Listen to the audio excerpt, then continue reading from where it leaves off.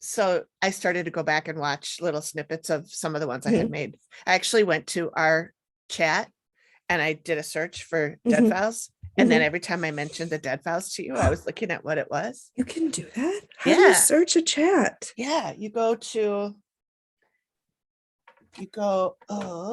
so when you're in the chat. Okay. Oh, Jesus Christ. Easy, tiger. A ghost dragged it out of my hand. So you go up Can't blame to these everything little buttons up here.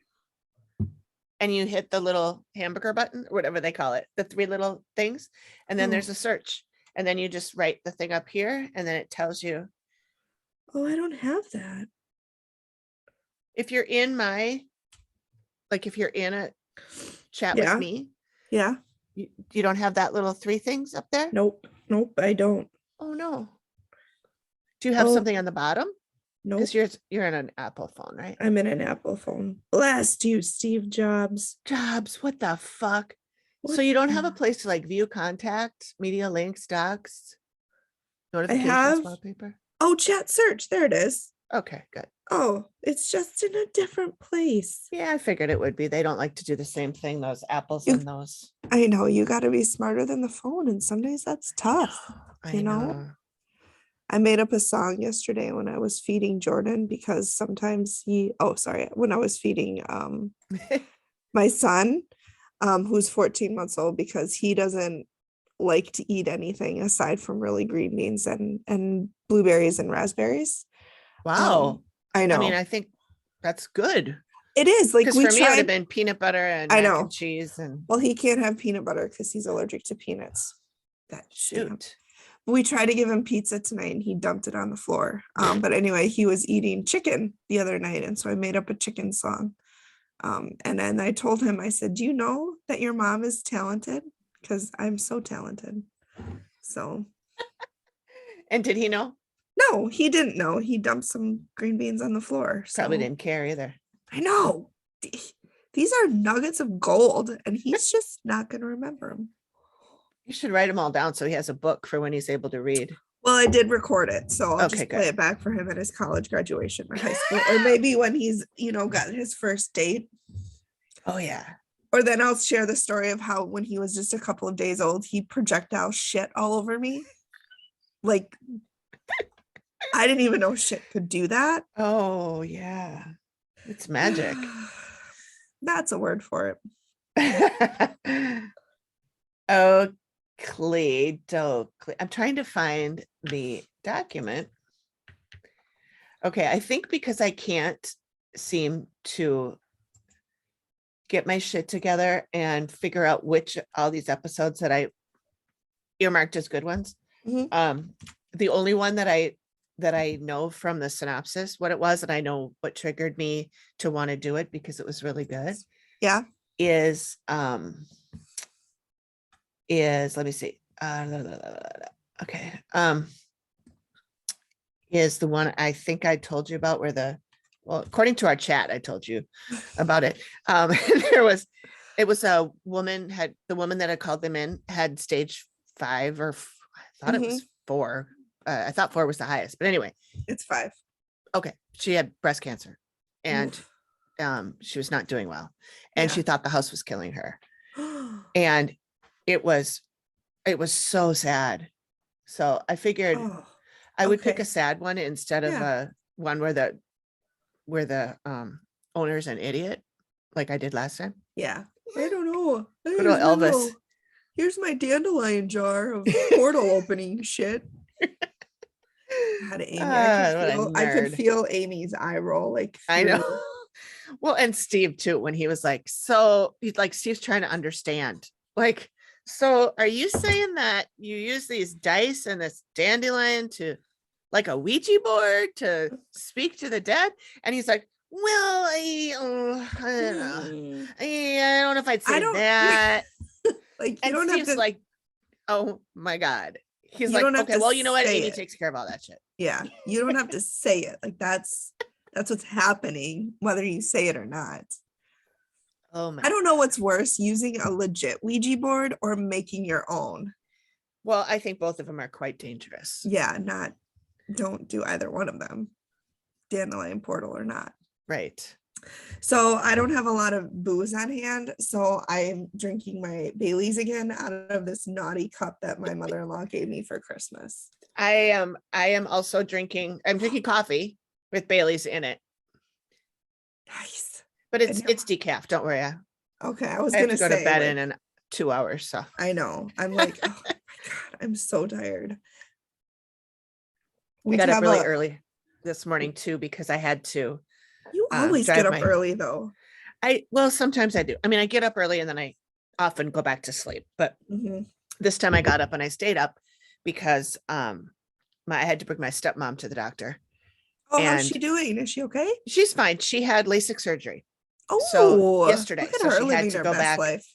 Or sorry, no, not LASIK. She had what's the thing where there's a fog in front of your eyes? Oh, like with your cornea? Yeah. Like a glaucoma? Yeah, no. No. God, I'm having a brain fart. Cataract. She had cataract surgery. Oh. And that is way different than LASIK. Very different. However, it does affect your vision. It changes your vision. Yeah. So like her glasses, like regular glasses that she has, she can't really see out of them. So she couldn't drive to go to the doctor. So I had to bring her. Nice. So so I've been up since 5:15. Gross. I did take a short nap. Nice. So my son is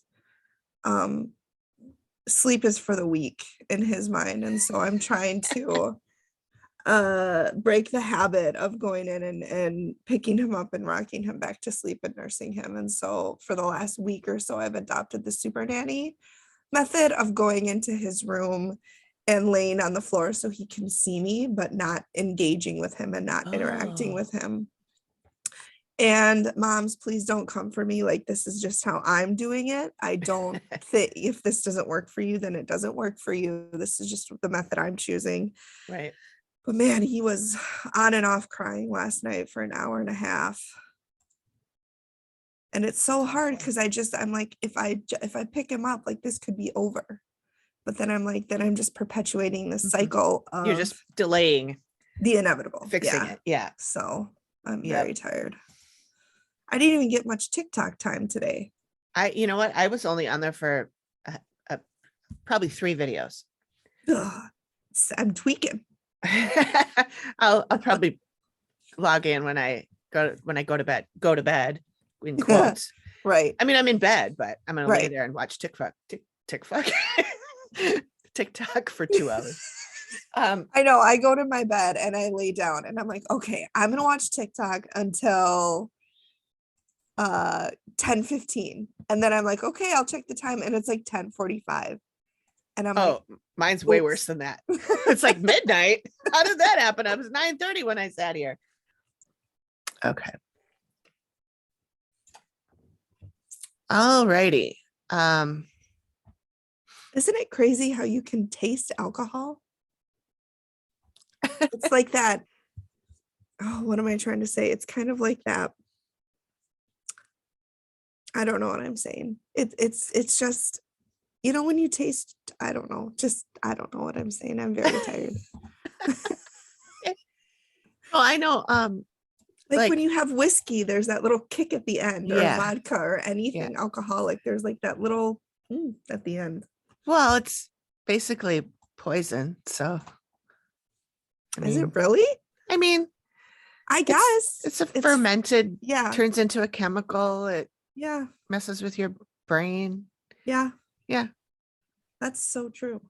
I mean, the devil's juice. How are the fur babies today? Oh, they're good. If we end up keeping this in, what the listeners don't know that you do is that my little precious little girl, Yorkie, murdered a squirrel day before yesterday, Tuesday.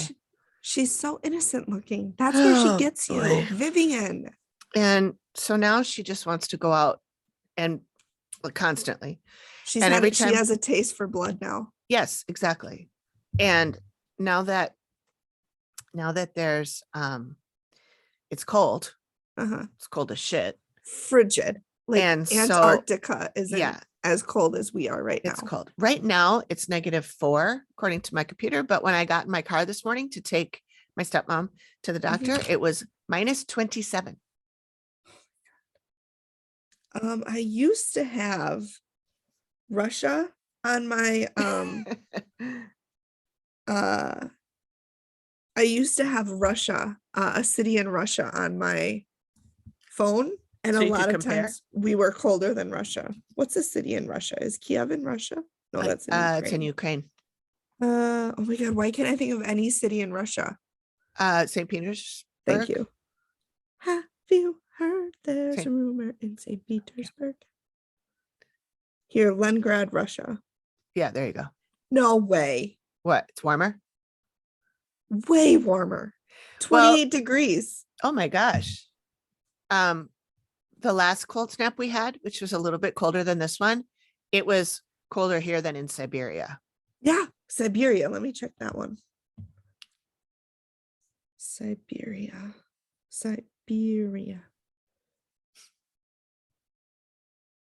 Oh, nope, that's cold. We're still colder, but only by a few degrees. That's -1 there right now. Oh, okay. According to my computer, we're -5. Okay. I'm gonna add it so we can compare. Anyways.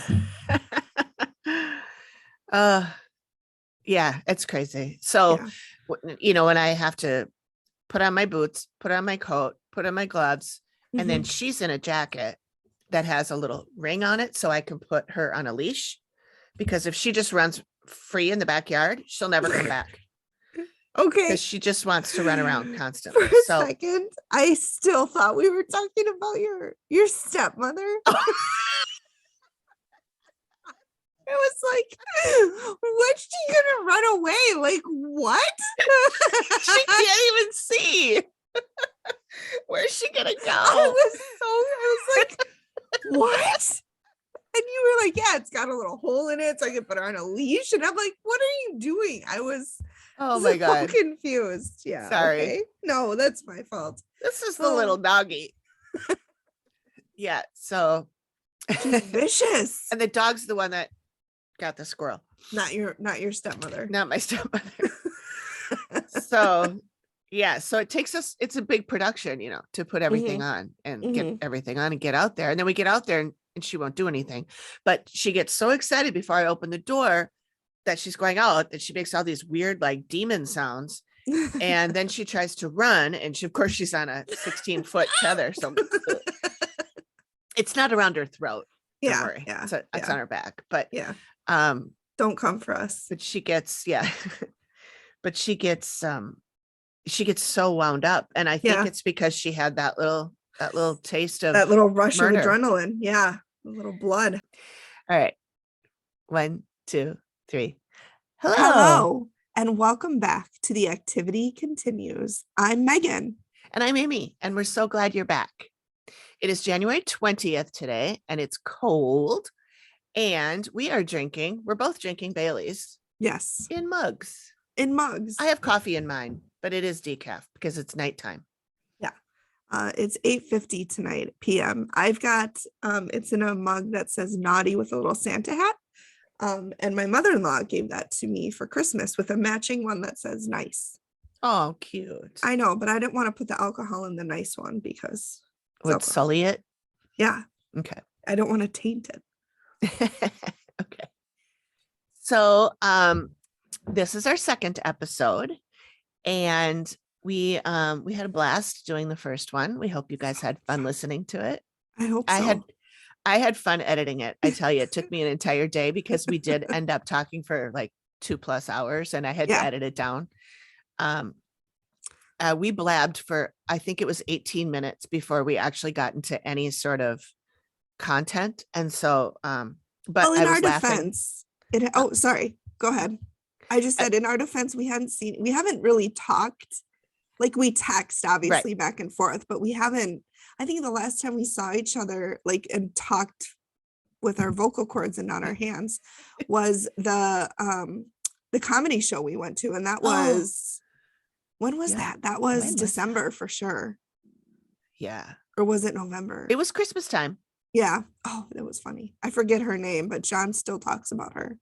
He Yeah, I actually can't. just talked about her Mary late Mack. last. Her Oh name was God, Mary Mack. he loved her. She was Loved her. hilarious. Yeah, she was so funny. Yeah, we went to Acme Comedy Club and saw Mary Mack and a couple other people, and it was Oh, very funny. it was so funny. She's Yeah. good. Yeah, she is. She was really good. Yeah, so that was probably the last time we saw each other. Yeah. Um, So that's probably why we gabbed. you for know what? almost I 20 think minutes. actually, I think it was in October because That's I right. was It was thinking your it was because I birth. brought you a gift, but it was because it was your birthday. Yes. Holy shit. Because That's at right. Acme, It was your. Yep. at Acme, you get for your birthday month, you can get free tickets, and I Mhm. got free tickets. And since your birthday's in October, also, Yeah. the four of us went. Yep, That's it was October. what? I know. No. Isn't that crazy? It- Time flies. Oh my It's God. not even funny. Time And flies the in a older you get, the worse pandemic. it gets. Yeah. Oh boy. Amy Yeah. got a really funny clip of me trying to start a sentence 4 times. Oh my And God. Yeah. Megan's like, how's the editing going? And I'm like, I am laughing my ass off. I know I should just make it a ringtone. It was hilarious. It was so funny. Oh boy. So yeah, which brings me to, I'm skipping around a little bit on our That's list fine. of things to do, but things like that I think would be really fun to give to people who might like the show. Mhm. And so I think we should think about if we want to do a Patreon. Yeah. I think that would be a fun way to give people some extra stuff if they want to support us Mhm. financially. I mean, it'd be cheap. Yeah. You know, we're not going to we're not going to be a $5 a month. Oh thing. Lord. Gosh, Not yet, that's the anyway. dream, right? I know. Would that be nice? If you give us a nickel. It doesn't let you go down that low, but it does let you go to $12. So that Okay. would be $12 a year. I think Okay. Yeah. that's pretty easy to handle. Please, sir, can I have some more money? Yeah. So if you guys are listening, if anybody thinks that we should do a Patreon, send us an email, DM us, whatever. Let us know if you think that would be a good idea. Couple other things I wanted to talk about is to see if anybody wanted to offer up their help to create some artwork for our future episodes. Yeah. I just basically throw stuff together in Canva and it works well. It's fine. It's a great tool. But for my other podcast, I have a friend who likes to do some artwork. And so she has drawn a few things for me. And sorry, Megan's being goofy. So she has drawn some stuff for me, and it really adds to the thing, I think, to have artwork that's created for that episode specifically by people, like by somebody that talent cares. Yeah. Yeah. Not just like taking a stock photo and making it pretty, which is fine and it's cool, and a lot of people do that. But I thought if anybody has skills and wants to do that, let us know and we'll let you know ahead of time what we're doing, and you'll have like a week to get us some artwork. And sure, we won't be able to pay you, that. But we'll pay you we'll in totally thanks. And we'll totally mention you on the show. Yep. And give you credit and all of that. And if you have like an Instagram or anything, we'll tag you in that too. So yep, for sure. So also we would like to take recommendations for your favorite episodes of the Dead Files that you would like us to cover. So go ahead and send us a message on the website, or email us, or DM us, or however you want to reach us. There's lots and lots of ways. All the socials and everything is in the description of this episode, so you can find it all there. Also, and the email is the activity continues. Yep, the activity continues at gmail.com. Yeah. And then also we would love to tell your ghost stories if you have any paranormal stuff that you want to tell us. So hit us up with that in stuff. because we've had our own experiences, Yeah. and we would love to hear about yours. Yeah. Because Amy has had some wicked ones. Her last house was soups haunted. Yeah, Soups. it was definitely haunted. Yeah. Definitely. And in fact, the other podcast I have came about because my friend Yes. Melissa Mm-hmm. met a ghost at our house and told me about it. And I started researching the person because it was a famous person. Mhm. And it led to doing a podcast. I don't know if Melissa is like a medium, but she's definitely sensitive and she sees Mhm. that kind of stuff. And speaking of Melissa, she is the one that wrote this lovely theme song for Oh, this I love podcast. it. It was the first time I heard it. Chills. Like, Yeah. so good. So good. I want to Yeah. make it a ringtone. Oh, love that's a it. good idea. See, that's something we could do and put on Patreon. Patreon. Yeah. Yeah. Uh-huh. She's so amazing. She's so talented. Yes, She has she her is. own podcast. She's actually, I think she has like 10 podcasts, to be honest with you. She has, but her main biggest podcast is called the Skylark Bell. And it is her reading and sort of acting out to a story that she wrote. She originally started writing it many years ago and then kind of left it go for a little bit and then brought it back out. And I told her she should make a podcast out of it. And she's like, what's a podcast? So How cute. I kind of got her obsessed with that a little bit. And so I created a monster now. Like I said, I think she has 10 podcasts. But if anybody is the person to get people into podcasting, it's you. Yeah. If you ever need recommendations for, if it's something that I listen to, like a genre that I listen to, I have some recommendations for you. Mhm. Like I couldn't really give you engineering podcasts or anything, but no, true crime, paranormal, feel good, paranormal, I don't know what else. Historical. I've got a couple historical ones.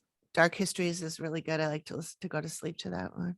Oh, I go to sleep to Dictators on Spotify. Yeah, I don't think I know that one. Oh, it's good. Mythologies is another one that I really like. That's a Parcast one. So is Dictators, and then another Parcast one is Mythical Monsters. Okay. Those are kind of the top three. Oh, and Myths and Legends. That's my number one that I go to sleep to. Is I think that one I used to listen to. I don't know if I know I haven't listened to anything from it for a while. I'm probably still subscribed. Mm-hmm. But yeah, so we had a whole long discussion on podcasts when we recorded last time that I cut out. So I don't know. Yeah, maybe we'll merge these two together and give you guys a special bonus episode of just podcast talk. But at any rate, we wanted to give Melissa a shout out because she did an amazing job, and she always does. She wrote the song for my other podcast, Collected Sounds. I love that one. The story song. You just wrote, or not wrote, but read on it. Oh my God. I forget what it's called. But man, it's the one with all the metaphors, where the person is talking about like Lydia lost her heart, or she gave her heart away. And, it was so good. Oh, I know what you're talking about. Okay. Yeah. The last episode, of Collected Sounds, I read the story called The Eyes Have It by Philip K. Dick. Oh my God, it was so funny. It's about a man who's reading a story or a book, and he's taking everything that is written very literally. So like when he said, when her eyes followed him down the garden path, he thinks her eyes fell out of her head and rolled behind the guy down the path. And she gave him her heart, and he was like, how is she surviving without a heart? How can she live without a heart? Yeah, I put it on to go to sleep.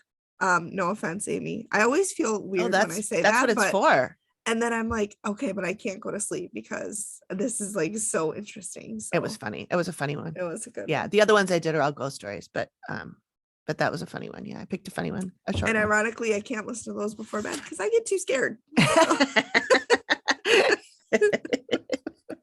37 years old. It's fine. And then there's me that listens to Forensic Files to go to sleep. Okay, but that's different. But I know you do too. I do. Only to nap though. I can't. I did. Oh, I listen at night too. But I did take a Forensic Files nap today. I was watching Yellow Jackets. I started watching that because I had a friend that was basically threatening me to watch it. And Aggressive. so I had to go get my 30-day free trial of Yeah. Showtime so I could watch it. And it is very good, but I started to fall asleep toward the end of the episode I watched today. And it's not because it wasn't good. It was very, very good, but I was just tired. Well, you've And been so up I was like, since 4. flip on Forensic Files and conk. I tell you what, Forensic Files and Sir David Attenborough's BBC documentaries, the best naps in the world. Yeah, he's got a great place. Ain't no nap like a Forensic Files nap. That is I tell you what. True. God, that is so a soundbite right there. Yeah. Oh, Peter Thomas, rest in peace, man. You had it going on. Yeah, he did. He did. Yeah. All right. I suppose we should get into it. Yes. Oh my God, it's already 9. So, I know, right? We've been yammering for half an hour now. Don't worry, I'll cut a lot of it out. Okay, so today Megan's going to go first, and she is covering season 10, episode 7, which is called The Cult, and it originally aired on July 27th, 2018. And Amy will be covering an episode that aired January 24th, 2014. So almost 12 exact years ago, called Innocent. Wait, is that right? No, 8 years. Oh God, math. I was going to say that seems really long, but no, 8 years ago, called Innocent Blood. And it is from season 3. But there's, again, with the Hulu thing, some confusion about the episode number. So on Hulu, it is season 3, episode 12. But on Discovery Plus, it's season 3, episode 13. And then on Wikipedia, it's actually season 3, episode 14. Yeah, I don't know why. I didn't look into why Wikipedia is different. But the difference between Hulu and Discovery is that Discovery Plus has an extra episode at the beginning of season 3 that is not on Hulu. Is that the Lost one? I don't know if it's the Lost. No, that's season 2. That's season 2. Yeah. That one's neat. I think maybe one of us could cover that because that just talks about how the show got started, I think. Yeah. And I did link to that one in the show notes of the last episode. So you guys can all go watch that. Okay. So, and Megan is going to go first tonight since I went first last time. That's called sharing and taking turns. It's called taking turns. So this one's heavy, you guys. This is mentioned. So it's called The Cult. And this is covering the house where the Tate and LaBianca murders took place back in the 60s. So definitely a lot of negative shit associated with this house. And as we'll see, it actually goes back way before those murders. And so it starts with, Steve interviewing Nancy. And so Nancy's this really lovely lady. She bought this house with her own money and she was so excited to buy it. This is her dream house. And she thinks it's trying to kill her. The interview with her and Steve she's very emotional. She's crying. She said she feels like she's trapped in hell. She said she feels punished every day. And she said some days she doesn't want to wake up. Like it's just terrible there. She said she's experienced the paranormal since she was young. Some things that she says, she'll hear footsteps throughout the house. She sees shadow figures, which are never good. She gets touched. She'll wake up and we'll go into that in a bit, but she'll wake up with bruises. She has nightmares. And since moving in, she's had extreme health issues. She's developed MS. She's developed a brain tumor. She's going blind in her left eye. Sometimes she can't feel her legs. So lots going on lots going on, physically wise, medical wise, because of this house. And so Steve, was like, why don't you just move, like fucking leave? And she can't. She says she has to stay financially, which, it's tough it's tough to just pack up and sell a house. Like some people can't just be like, all right, well, it's Tuesday. I'm going to sell my house on Thursday and move on Friday. Yeah. So they go in the master bedroom, and this is where a lot of the activity is. She'll get touched. She said she gets caressed there. Like I said, she wakes up bruised, like she's been grabbed, like she'll see actual like handprints on her skin, but she lives alone. She says she has strong mood swings. She'll go from 0 to I want to fucking murder somebody. She even says, you know, I'll go from 0 to I want to kill my cat. And just like in the blink of an eye. She said she feels like somebody is attached to her or something is attached to her. Her friends tell her they don't want to be around her anymore. They say she's not the Jeez. same person. Part of it is because of these mood swings. You know, she'll just get furious. I don't blame her friends. You know, I wouldn't want to be around somebody like that. Yeah. In the master bedroom, she sees a shadow figure.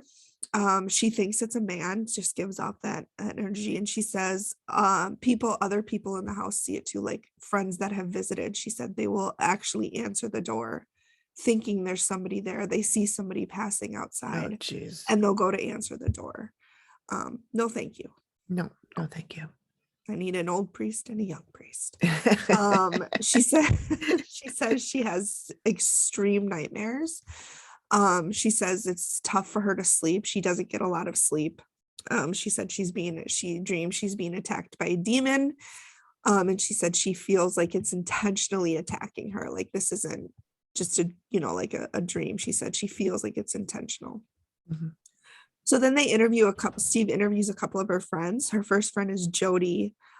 She agrees the house is causing Nancy's health to decline. She said she was totally fine. She was vivacious. She was the life of the party.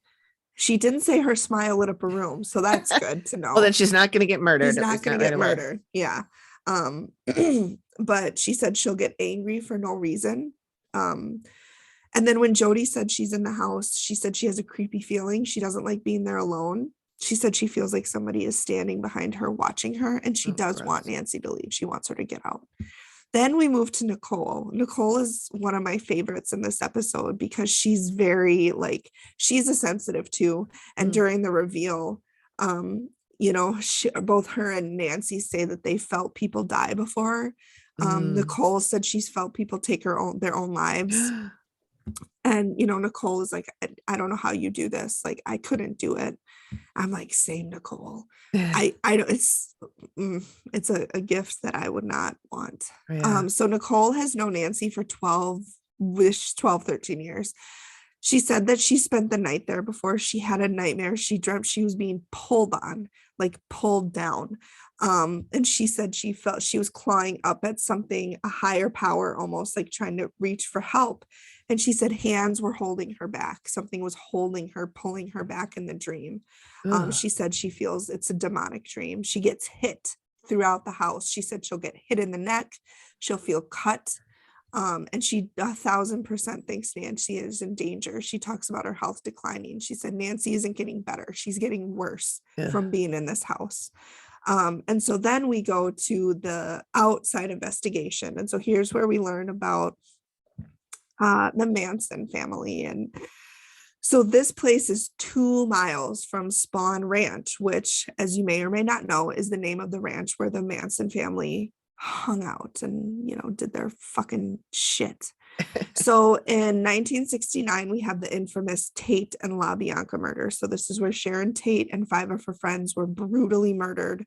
And then the next night, the LaBiancas, and I forget their names, and I'm very sorry, they were murdered in their house the next night by was it 4 women? I think it was 4 women, because I remember the trial. I don't remember the trial. I was negative like 30 years, but I was alive, I think. What? Yeah, you might have been. But you were young. Yeah, I didn't know anything about it until I was much, much older. Yeah. So then there was also Donald Shea, and he was actually murdered on Spawn Ranch. And they think Manson was worried that he would tell what they had done to the Tate at the Tate murder and the LaBianca murder. And so they stabbed him and they hit him over the head with a shovel, and that's how he died. Oh, I didn't know about him. Also, I didn't know this either. There was a second cult closer to the property than Spawn Ranch. Oh, It was about a half a mile away. It was called the Fountain of the World. And it was run by a man named Francis Penkovic.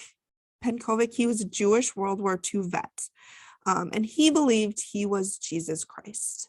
And he renamed himself Krishna Venta. And so, as with many cult leaders, he was taking money from his patrons and spending that money in Vegas. Oh, He would go to Vegas, not saying many cult leaders do this, but many cult leaders misuse funds. of course. Jim Jones. Yeah. So he also began sleeping with his followers' wives. Oh, Not great. no. So in 1958, two former followers of his strapped 20 sticks of dynamite to themselves and did a suicide bomber mission and killed him. Oh, geez. 10 people were killed in total. And then in 1968, it was actually rumored that Charles Manson visited this cult, and it was rumored that that is where he got some of his beliefs for his own Okay. fucked up. This way is of great. I'm thinking. gonna start my own. Yeah. Fucking Gross. cults. Call your dad. So then we go to Dina Rivera Pitt, and I hope I'm saying her name right. And she was a historian. So here's where we get some history on the actual property. So Miguel Leon was a French baron, and he came into the area in 1854 to settle down. Here's where we get our super great white men and indigenous people interaction. So in 1859, he entered into a common law marriage with an indigenous woman named Esperatu. They call in the show, they called her Native American, but I think we don't use that term anymore. If we do, I apologize. I thought it was indigenous people. Oh, yeah. I mean, I thought Native American was still okay, but I know mostly you say Yeah. indigenous. Yeah. So whether that was voluntary on her end, I'm gonna speculate probably not. And he had a violent streak. He was obsessed with expanding his real estate empire and expanding his wealth. And so essentially he ended up tricking his father-in-law into signing over the land to Miguel to protect it from the United States government, because his father-in-law was an indigenous person, and then just never signed it back. He just kept it. So once he had his property, he then turned his sights to his neighbor's property, and he hounded them until they left, burned their crops, bribed judges. He intimidated witnesses, pretty much whatever he could do to get property, he did, and eventually ended up with 11,000 acres to his name. Yeah, pretty big area. So while traveling through the Kwanga Pass with 3 other people, somehow he fell off of the wagon and was crushed by the wheels. And so he died by good riddance. So then this is the last bit of history, and then we're getting to Amy's walk. I'm sorry, this is a really long one. I don't know why it's so long. So then we go to retired Officer Cheryl Dorsey, and she is amazing. I love her hair. It's like very beautiful, like African American curly hair, but it's Oh, gray. it's gray. Yeah, I saw a picture of her when I was. Oh, it was gorgeous. She's Yeah, the when I was looking through thumbnail this. in Discovery Plus. When you click on the thumbnail for the Yep, episode, that's what I saw. Yep. So I didn't quite catch all the names. In 1973, there was a woman named Alice, and she and her husband purchased the house. And then in 1977, Alice was killed in a car accident. She was broadsided by another car. This car was going 70 miles an hour. Her Jeez. car was hit so fast that the engine shot out of her car. So that's how hard That she can was hit. happen. I guess so. That's what That's was said. crazy. Steve said it. So it was on the TV shows. Well, if Steve said it, If has to Steve be said it true. and it was on TV, Yeah. that doesn't lie. Yep. So she had multiple injuries, internal injuries. She died on the scene. And so that's kind of the last bit of history we get. And then we get to Amy's walk. Oof. Immediately when she arrives, she's just like, she feels the negativity, and she hates this place. She said she feels like a black hole. There's a timestamp where she said, you are literally in the pit of hell when she arrives there. Jeez. So she said the living and the dead are so meshed that they're kind of living in each other's realities. She said there's two sensitives who are consistently on the property, and I believe that's Nancy and that's Nicole, because they both said that they're sensitives. And most of the entities that are there are negative. There are very few positive things in this area, which, given the history of the area, Yeah. I don't, No surprise. no surprise. Yeah. So she goes in the living room and she has a lot of physical pain there. She has pain in her neck, pain in her head, pain in her stomach. She said there's a dead woman tied to a living person, and the dead woman hates the living person, hates her.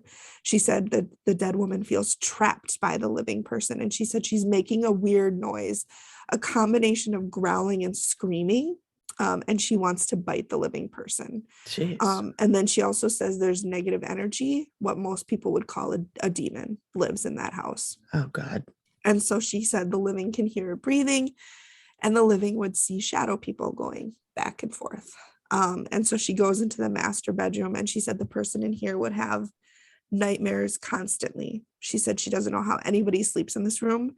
And then, I can go back and check the timestamp. I thought I wrote it down, but she sees something crawl out from under the bed, like a God.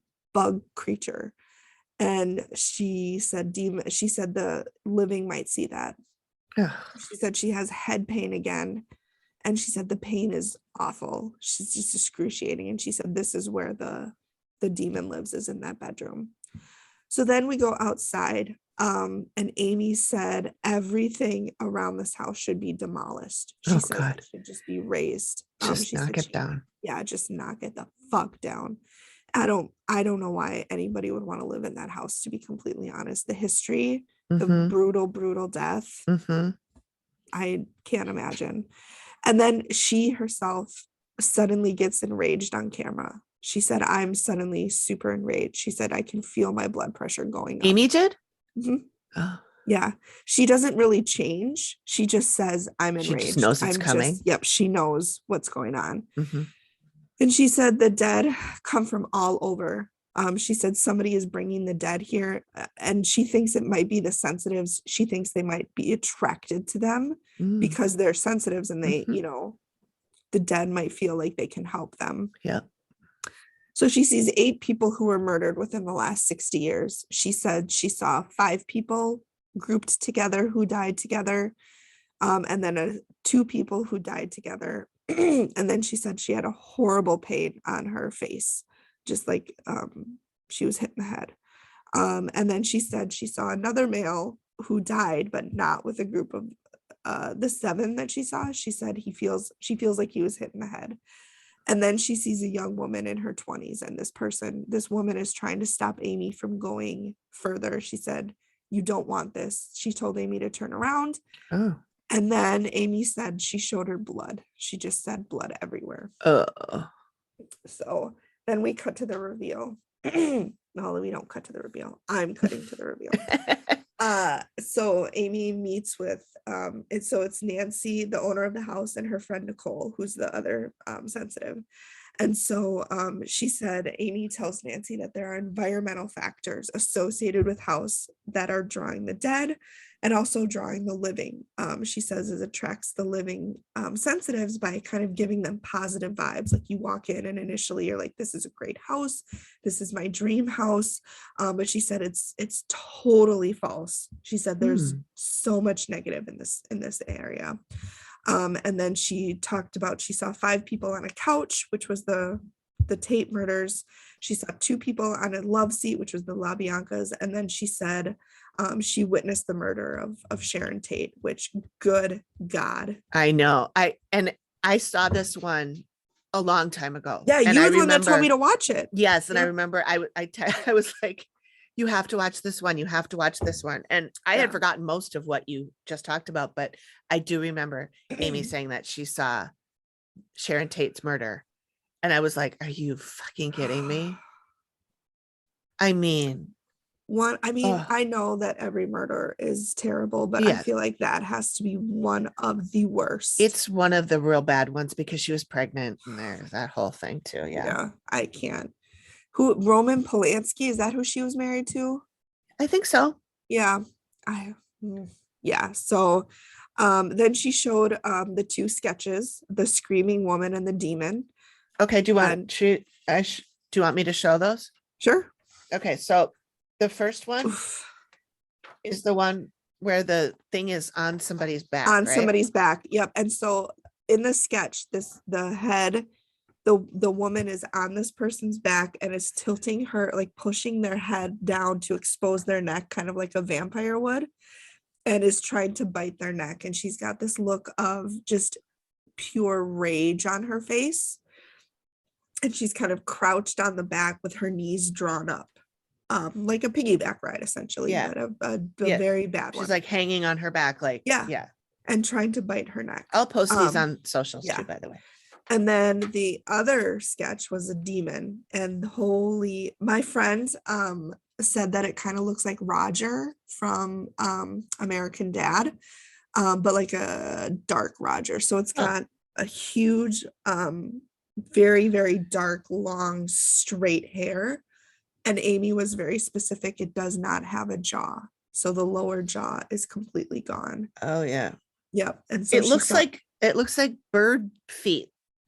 It looks like it yeah. has claws too. Oh, you Yes. can't really Yep. see that well. Yep. So yeah, she said it, she specifically talked about the claws and how that's what she saw. So she told Nancy she cannot stay there, which fucking duh. Yeah. She said you cannot stay here. She said whatever is here is going to continually try to hurt you. So she told her when she is ready to leave the house forever, she needs to get a Reiki master and a psychic knower. The psychic knower will help the screaming woman detach from Nancy and move on. So Nancy can, start fresh somewhere else. So the end of it said, Nancy's looking for a new house and the activity continues. So it doesn't say anything about if she got the Reiki master. You know what? It might have. I can't remember. Okay. My bad. I don't remember either. I always wonder, like they sit there at these reveals and she's told them they should go or they're going to die. Mm-hmm. And then they go, oh, yep, we're going to do it. And Steve says, are you going to take Amy's advice? And they say, yep, absolutely. Absolutely. My family's more important than my house. And then they do the update 6 weeks later. Yeah, we're thinking about looking for another house. I'm sorry. Yeah. I don't think I would have gone home that night. I would have been in a hotel that night and I would not have gone back. I would be staying with Amy. Yeah. I would be like, Amy, there's a demon in my house. Yeah. No, I would not go back. I mean, it's like the free to stay Amityville with me if Horror. you have a demon in your house. 28 days and they fled with the clothes on their back. Yeah. That's what, and you know what is crazy about that one is nobody else who's lived in that house has said they've had any activity. That's so weird. And so do you think that like these demon crazy people I shouldn't say crazy, these demon and spirit people are actually doing something to living people who are there, but they're not sensitive, so they don't know what's happening? I mean, do you think there's still like they attached themselves to other people and hung around on other people's backs, but because they're not sensitive, they didn't feel it? That I've never thought of that, because I know with the Amityville house, there's a lot of controversy with that family, and there's a lot of talk that they faked it. But that's a really good point.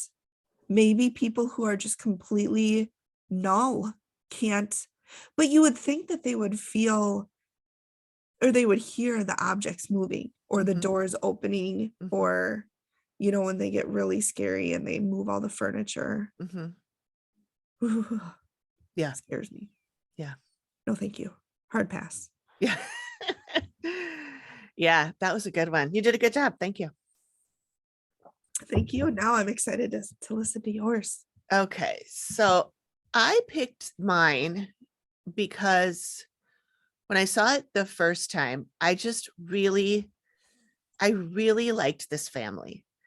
They, at first I thought like it's a woman, Sue, and her husband, Joe, and they have 3 children. And I thought Joe was kind of like a hard ass and like, I'm all tough and everything. And then, well, I'll get to it, but he changed my mind. Oh, So don't you love it when they do that? yes. Yeah. So this one, this takes place in Rome, New York, which Ooh, another New York one. another New York one. That's right. I guess I didn't realize I was doing 2 New Yorks in a row. So homeowners New are York represent.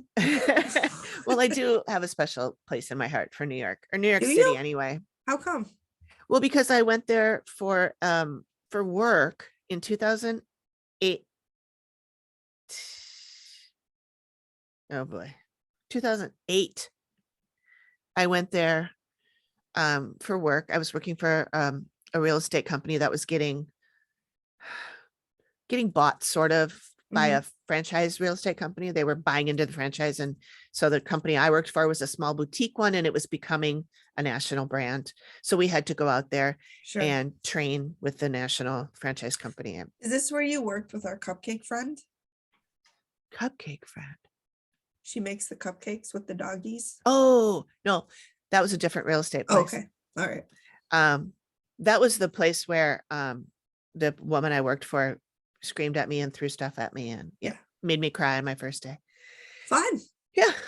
She sounds like a joy. She was a delight, let me tell you. But I did get a very good friend out of it.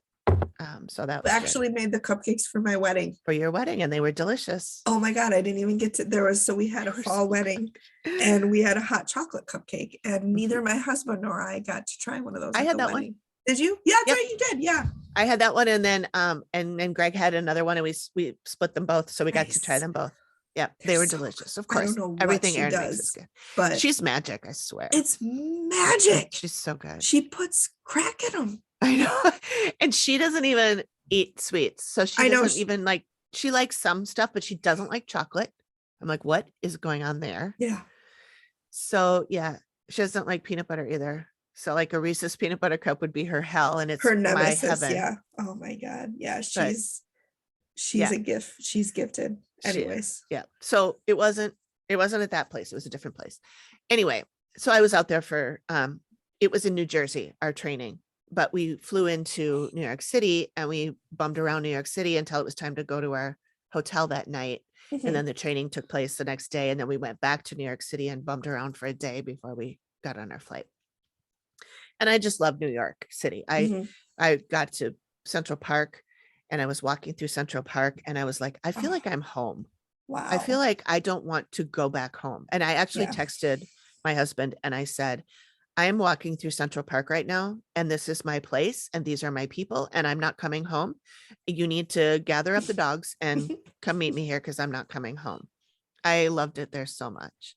I take it, given that you are not there, that plan did not work out. Well, so as the last day we were there, we were walking to a pizza parlor, carrying our luggage down the street. We walked like 18 blocks carrying our luggage. We didn't look weird at all. No, not at all. And, I mean, given that it was New York City, you probably didn't. Probably nobody even looked at us twice, except maybe they thought they'd rob us because, of course, we were tourists. But anyway, we were walking to this pizza place, and I saw a sign on a outside that said like the name of the company and the telephone number and the website for rentals. Yeah, for that place. So I made a note of what it was. I might have even taken a picture with my phone. And I was like, this is where I want to live. And so we got home and I looked it up and found out, first of all, it was in Hell's Kitchen. I didn't know we were in Hell's Kitchen. We're wandering around Hell's Kitchen. I didn't know that. Yeah. It was cute. Missed opportunity. It didn't look scary at all to me. Wait, is Hell's Kitchen scary? Yeah. Hell's Kitchen is a little bit of a scary neighborhood. Oh, I associate that with Gordon Ramsay.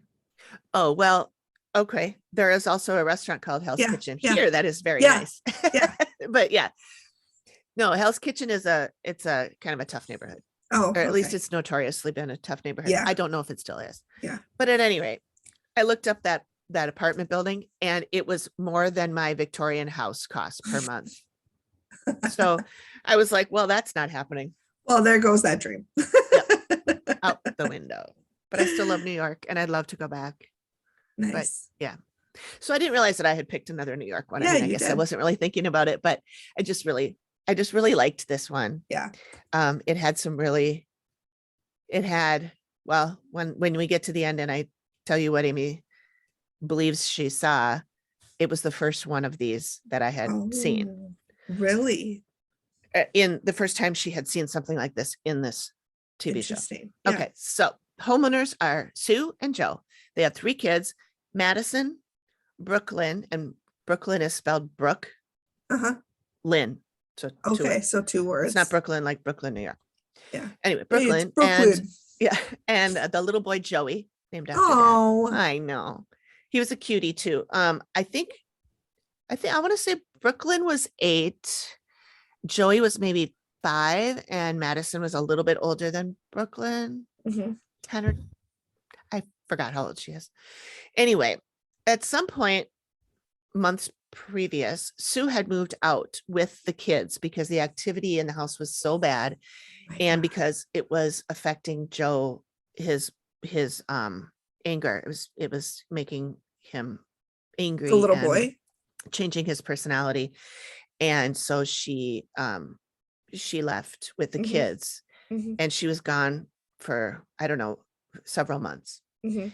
And she had recently come back, and Steve asked her why she came back. And she said, because I just didn't want my family to break up. I didn't want my kids to, be raised by a single mom. And I love Mhm. my husband, and I want to keep my family. Mhm. And so then the first thing Amy sees when she gets there is what she called Native American activity. Sure. This was problems before the white man. Mhm. There were battles within these spirits and them Really? battling with each other. Wow. And Joe had inherited this house from his grandparents, and he's Uh-huh. very hesitant to leave. And that was another reason Sure. I didn't like him at first, because he was like, I don't care, I'm not leaving this my grandparents' house. And I thought he was like being a hard ass. And I was Mhm. like, you know what? Your family is more Mhm. important than a dumb Mhm. building, but whatever. Then Steve is talking to him outside in the garage, and He noticed he always talks to the guys in the garage. I know. He talked to Keith, my guy from last week, in the garage too. Let's go out to the garage and talk We're with all the men. ladies over here and us. And the tools and the sawdust Yeah, and we the feel like motor a man. oil. Feel like a man. Yeah. And so he's I just want to see if I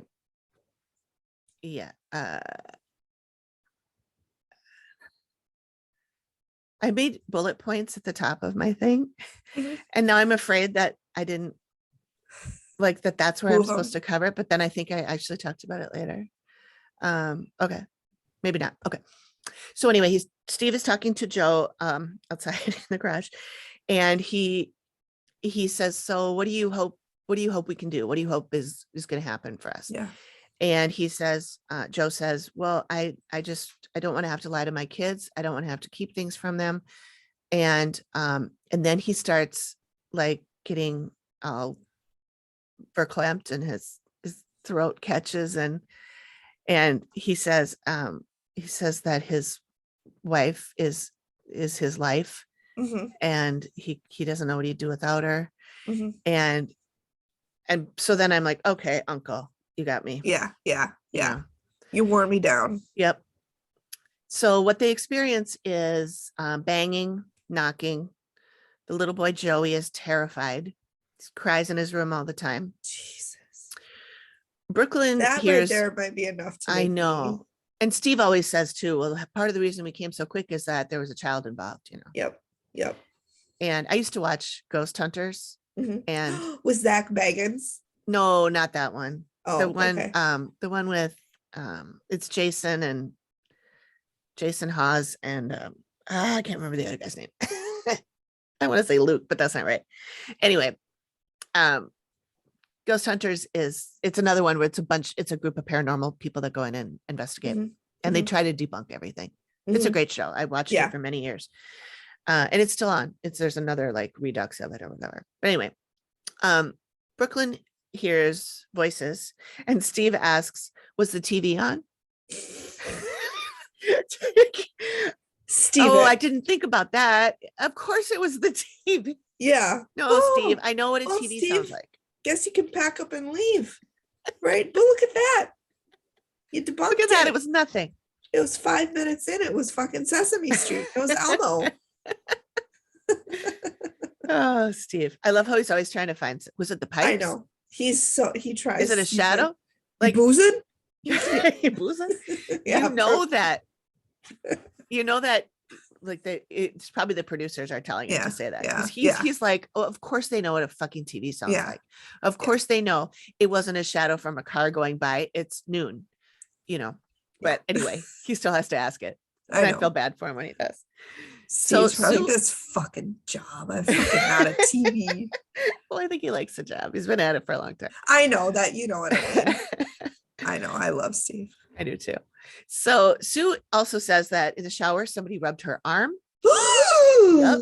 And another time bye. I know. And another time she felt something touch her inappropriately while she's sitting on the couch next to her husband. So now he's mad too, because he's like, who's touching my woman, So yeah, Amy, she sees the Native American warriors. And I remember she says that when she gets there and gets out of the car, they're all standing like in a line with their bows and arrows drawn like at her. But then she talks to them. Yeah. And they are protecting the land. They are there to protect the land. And then she sees this really tall thing outside the house that's trying to enter the house. Matt asks her how tall, and she points basically to the top of the house. She's like, oh, about that tall. And she's like pointing to the rafter on the top of the second floor. Oh my God. And then she describes it. It's dark, kind of human, definitely not ever been human though. Creepy, tall, the head juts forward, long neck, shoulder blades and spine thing that sticks out, long fingers, and they drag their fingers along the side of the house. No. And it has pointy teeth. So there's your nightmare fuel. Next time we're recording at noon. Yeah. That's a bad one. And it growls. Oh, well, because of course it does. Of course. Why can't they ever like purr like a kitten? No. It's always growling like a bear and a cougar. A booger. A booger. Yeah. So then Matt asks what they want. And Amy says they want the kids. Jesus fucking Christ. Yep. Jesus Christ.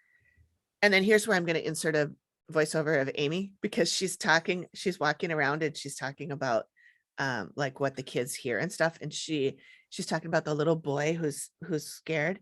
Yeah. And she's in his room and she goes, yeah, he hears like a weird growl sound, and then and she makes this really funny like sound. So I'm going to cut that out and put that in.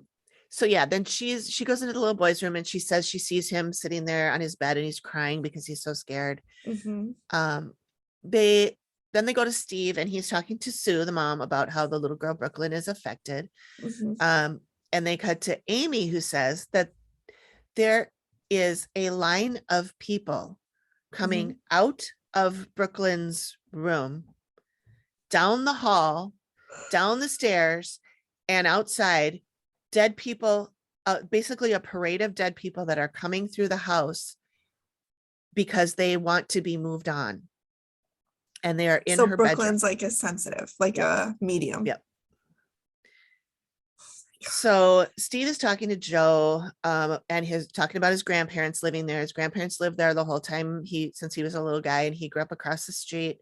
He had some experiences when he was little, but he kind of shrugged them off. Right. His grandma passed in 1997 in what is now their bedroom, his and Sue's bedroom. No, thank you. Yep.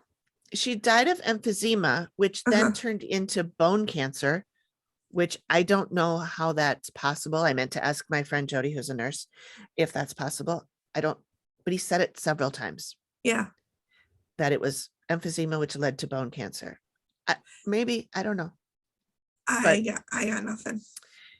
He loves his grandparents a ton. He talks Mhm. about his grandfather who died in 2001, also in the house on the kitchen floor, to be precise. He doesn't know how he passed on or why. There was no autopsy or anything, but he was a hardcore smoker.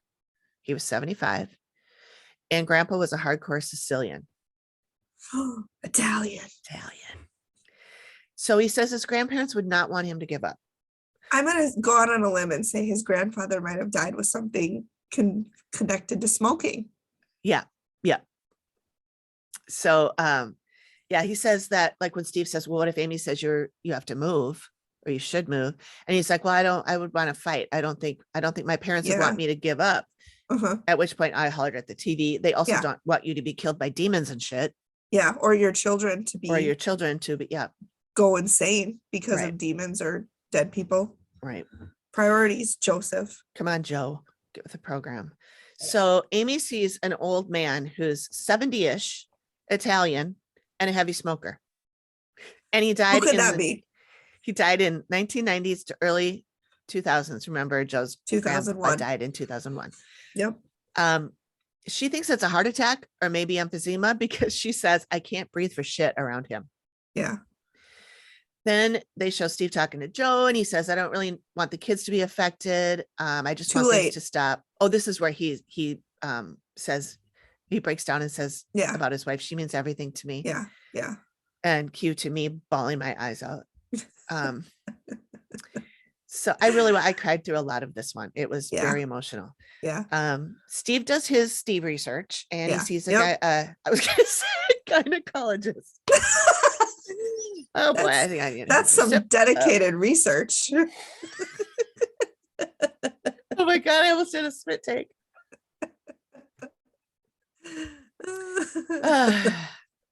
Steve quick joke. It's totally inappropriate. What do a gynecologist and a dog have in common? Wait, I can't hear you very well. Start over. What do a gynecologist and a dog have in common? I don't know. I'm so sorry. They both have wet noses. Oh God. I'm so sorry. Gross. Okay. Anyway, Steve sees a genealogist. There we go. And he talks about this. He learns about this family, the Kobler family, who lived on the land before Joe's family lived there. And they, quote, suffered enough tragedy to last 10 lifetimes. They usually do. Yeah. And when Henry Kobler is like the guy that they're talking about the most, his dad passed away and basically sold him to slavery. They were white, but sold him to slavery to work on someone's farm. That was in his will, that somebody in the farm gets his son as a farmhand.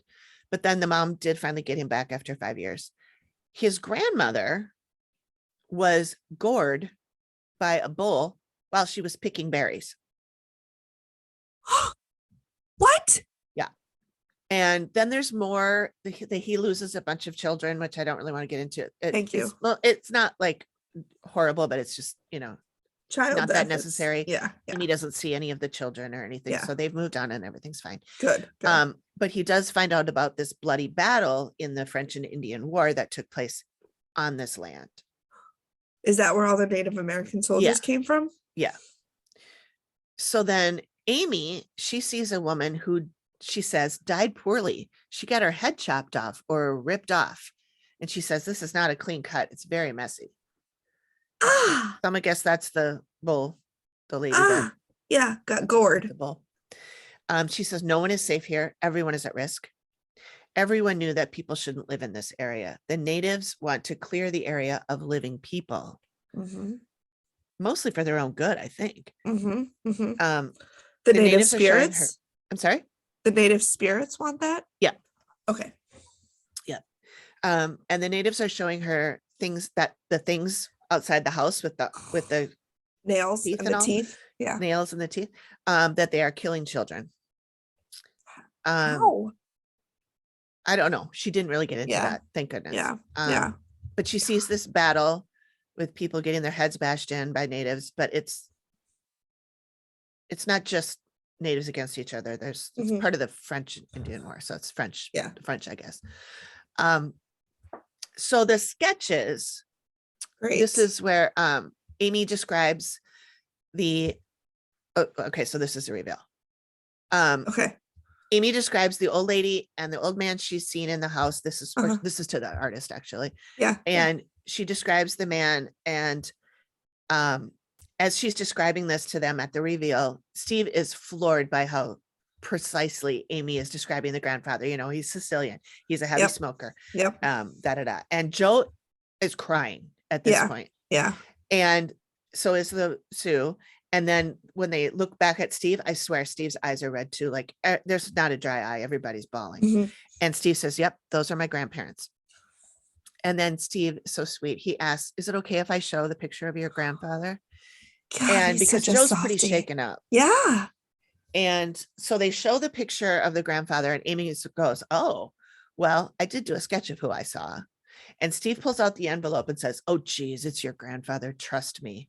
And I printed out, took a picture with my phone, and I have to move this so I can see what you can see, but there's a photograph and that is the sketch. God. It is identical. It's like the sketch artist was looking at that picture. I know. Look at the wide nose and the bushy eyebrows and the square jaw. Yep. And the square jaw. Yep. That nose. And so everybody was just floored. Everybody was floored by that picture. Because it was identical. So then Amy asks, Amy says the grandfather is there and he's watching over the little kids. And Joe says, that's how he was with me when I was a little guy. Okay. Yeah. I know. I would be sobbing. It's so cute. Yeah. And then Amy asks for the kids' names and ages. And she says when she's in the little boy's room, she sees him crying because something's touching him. Not a good place for kids. In the other room, which is Brooklyn's, she sees this line of people out the door. One woman is kneeling at the bed, and there's a line of dead people down the hall, down the stairs. And she says, whether this child knows it or not, she's a medium and she's helping people move on in her sleep. And then Joe says, I fucking knew it. And he talks about how Brooklyn wrote a book a few years ago when she was about 5 called Blood Drops Everywhere. Ooh, and it was a really graphic story and it scared them. Yeah. And Amy said, it's not unusual for children who are mediums to act things out with dolls or writings or stories that would be more appropriate for adults. Yep. And then Amy talks about this thing that's at the side of the house, very tall and hunched. I don't want to see it. It's the knocking and banging and it's trying to get in. And Steve, right on cue, says, I'm trying to figure out what the hell this thing looks like. And Amy says, well, I did do a sketch. Oh my God, it's almost like it was scripted. It's almost like it's so convenient. Oh my God, I don't want to see it. I don't want to see it. Yeah. It's not actually that bad. It's not that graphic. You might need to text this to me. Oh yeah, sorry. It goes like this. No. Look at those shoulder blades. Yeah. The head is what's so creepy. The head just sticks out like straight forward instead of up out the neck. Yeah, it's creepy. You said it wasn't that bad. Well, you lied. I just wanted you to look at it. It's pretty creepy.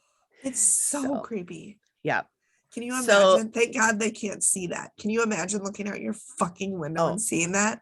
Well, so when the parents saw that sketch, Sue, she just goes, oh, get the fuck out of here. Yeah. And then she goes, I don't even want to look at that. And she's standing like, shielding her eyes the whole time, not looking down at the table. And then Joe tells about how Sue just a few days ago saw that thing walking across the lawn. Jesus. So Steve flips it over because he can see that it's really bothering She's upset. him. Yeah. So here's where it gets real. Steve says he's never seen her sketch anything like that before. Yeah. And he says, are they human? And she says, no. They've harmed children in the past and they're very old and they're focused on the sun. She talks about Brooklyn being a lighthouse for the dead. Some of them don't want to leave, but Brooklyn needs to let them talk about what they want, the dead, and open a line of communication with the dead, and Amy suggests that everybody keeps a dream journal. And Sue just like loses it. And she goes, I didn't tell this to anybody, but Brooklyn, like just a week ago or something, Brooklyn asked us all to keep dream journals and write our dreams down. What? And Steve's like, so it sounds like she's ahead of the game. And Amy's like, oh yeah, she wants to talk about it. Yeah. And now everybody's crying. Yeah. So she says they have to do a protection. They have to contact a shaman to remove the dead who are there. She gives them black salt to put at the entrances to all the bedroom doors. She says they should build a stone fence following the property line to keep the bad out. Then Steve asks about the tall creature. Is that going to take care of that big creepy tall thing? And Amy says no. And she says they have a situation that she has never seen before. And while she was doing the sketch, she got super upset about it because she was being told while she was doing the sketch that it was some type of alien. A what now? An alien. Oh And it God. wants, there's more than one of them, I guess. And they're trying to get the living people to leave. Why? Did they tell her why? No, I mean, I guess they're in the way, Mm-hmm. especially since one of them's a medium, Yeah. you know. Amy says, you know, it later to the camera, she says she's not sure what they are. They could be from another world or another dimension. And she's going to refer the family to some experts and perhaps they will have some suggestions, but she doesn't have any way to get rid of it. Wow. And then Steve says, what about the grandparents? And she's like, oh, they're good. They're just hanging out. Yeah. I'm like, yeah, but don't they want to move on? Maybe that, you know, Maybe I would not. assume that was a nice little dance. I would assume they don't if they're, you know, they probably want to, especially with all this activity, they might want to protect the kids. That's a really good point. And maybe once the activity is gone and they could get rid of that alien thing, then maybe they'll just leave on their own. Yeah. So they promise they're going to do what Amy suggests and do everything they can do. And then the tag at the end. Yep. Joe and Sue have contacted the shaman, are awaiting his arrival. Good. The activity continues. Continues. It always does. Yep. Oh my God. Yep. You should have gone first. So I can get those things out of my mind. Yeah. Oh God, that's so creepy. I won't text it to you tonight then. Oh, you can. I mean, the grandfather one wasn't creepy. That was, and that's really nice to know. I think I've told you about the spirit that followed me for 10 years, and his name was Frank, and I think he saved me from a lot of situations that could have been bad. Yeah. So not all spirits are bad. Some are really good. Yeah. I mean, like, you know, like you said, I lived in that house that definitely had some activity and I was never scared. Oh, see, I get scared a lot. I mean, I don't know why I was like, who the hell was that? Yeah. But I never felt in danger. I never felt scared. I never felt in danger. I was just freaked the fuck out when I see a shape next to my bed. Yeah. And then I think it's my partner. And then he walks in from going to the bathroom. And then I'm like, who the fuck was that? Yeah. Yeah. But yeah, I never felt like I was in any danger. But I definitely, he was there. I mean, I could feel him and saw him. But yeah, I think he saved me from a lot of bad situations. Probably. Yeah. Probably did. I'm looking for the all right. I picked which one I'm doing next, but I don't know the name of it. Oh, okay. Okay. So I'm gonna look it up. What's the name of mine? I don't, let me find it.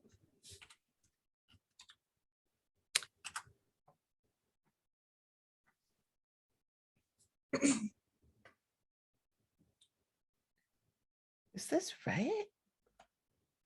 No. Okay, so I'm doing season 2, episode 6, and it's called Final Curtain Call, and it takes place in Washington.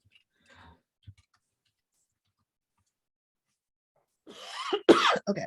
I had down that I was doing season 7, episode 7, but when I looked that up, it says it's at a bar in Paso Robles, California, and that's not the one. What's the one you were gonna do? Well, it's about the woman who has breast cancer. Oh, let me So, look. I'll try to find. I'm in the Wikipedia page. Are you sure it's in season 7? well, I guess not. I thought it was. Oh, there's one that takes place in Wausau. Yeah.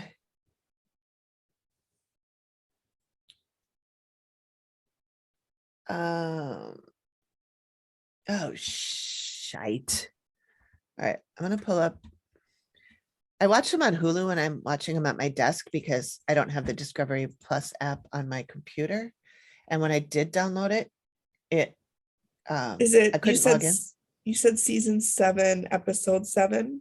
That's what I thought it was. I'm showing that it's called Contempt in North Haven, Connecticut. Does it say anything about who's in it or what No, the story is? this is like the one season that doesn't. Oh, Season 7, episode 7.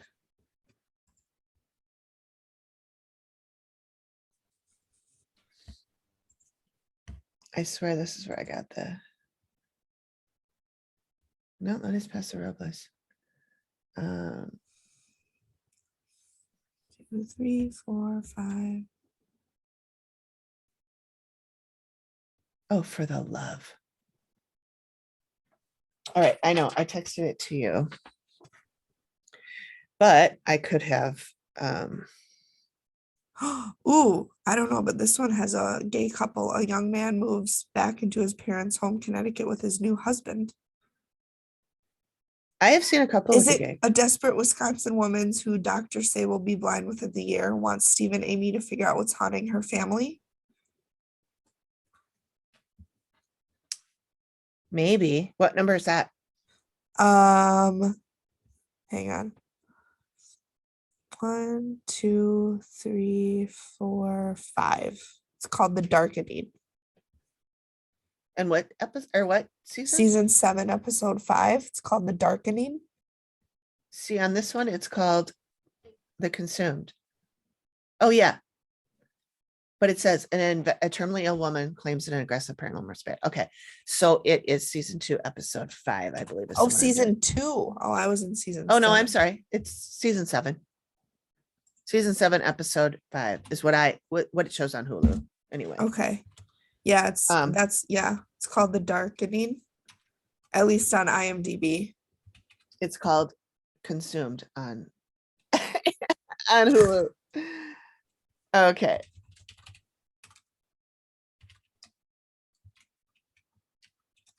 Okay.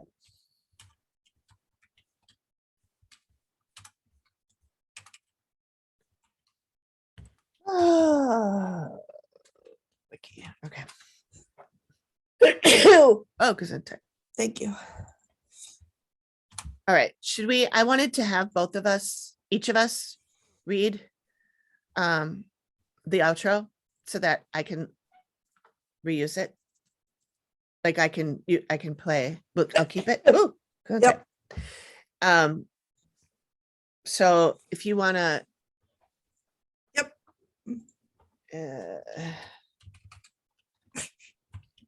That's funny. That's not working.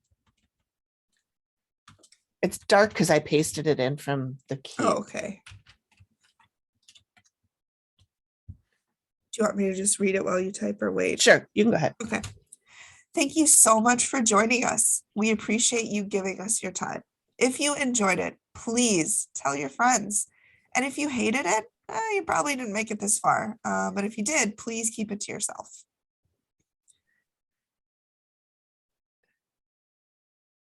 Is that it? Yeah, you can just, you can go, feel free to.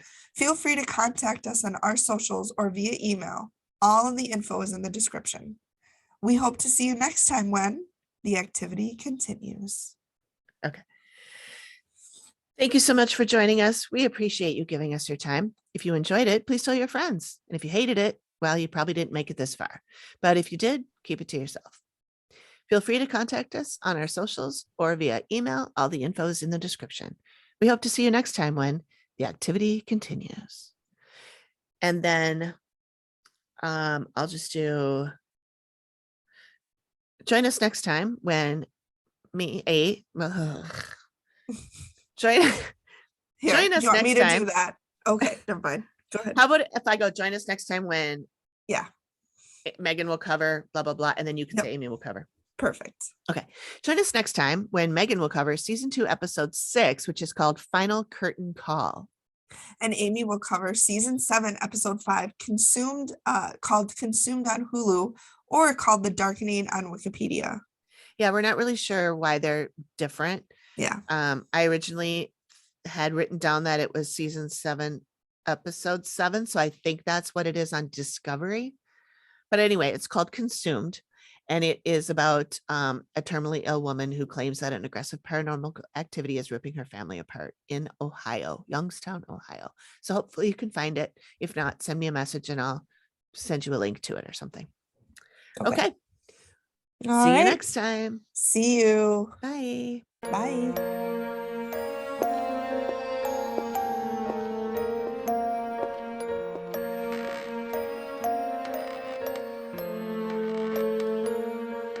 Thank you for listening to the Activity Continues podcast.